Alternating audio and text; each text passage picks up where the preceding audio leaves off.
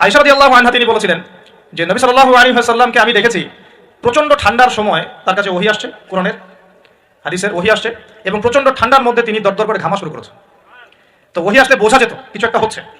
তো নবী সাল্লাল্লাহু আলাইহি ওয়াসাল্লাম নবী হওয়ার পরে একটা শব্দ আল্লাহর ওহী ছাড়া কাউকে বলেন নাই।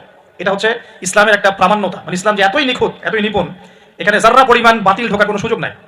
তো এই ব্যক্তি জিজ্ঞাসা করছিলেন আল্লাহর কাছে সবচেয়ে উৎকৃষ্ট জায়গা কোনটা, নিকৃষ্ট জায়গা কোনটা। নবীজি উত্তর দিচ্ছেন না, চুপ করে আছে, তার মানে ওহী নাজিল হচ্ছে এখন। বেশ কিছুক্ষণ পর তিনি বললেন, শোনো, ওই ব্যক্তি কোথায় যে প্রশ্ন করেছিল, বলা হলো ওই যে ডেকে নিয়ে আসো। তাকে কাছে ডেকে বলা হচ্ছে, শোনো, আল্লাহর কাছে সবচেয়ে উৎকৃষ্ট জায়গা হচ্ছে মসজিদ। কোন জায়গা ভাই? মসজিদ। আর আল্লাহর কাছে সবচেয়ে নিকৃষ্ট জায়গা হচ্ছে বাজার। কোন জায়গা? বাজার। যেটা আমাদের এখন বেশি বেশি বাজার, ঘন ঘন বাজার। শেষ জামানায় বাজার ঘন ঘন হবে, কে আমাদের আলামত। বাজার ঘাট হবে খুব ঘন ঘন, বাজার থেকে বের হলেই বাজার। এটা হয় না এখন? তো এত কিছু চোখে দেখার পরে মানুষকে বোঝাতে হয় যে হাতে সময় কম। আল্লাহ পাকের গজব একটার পর একটা আসতে আছে।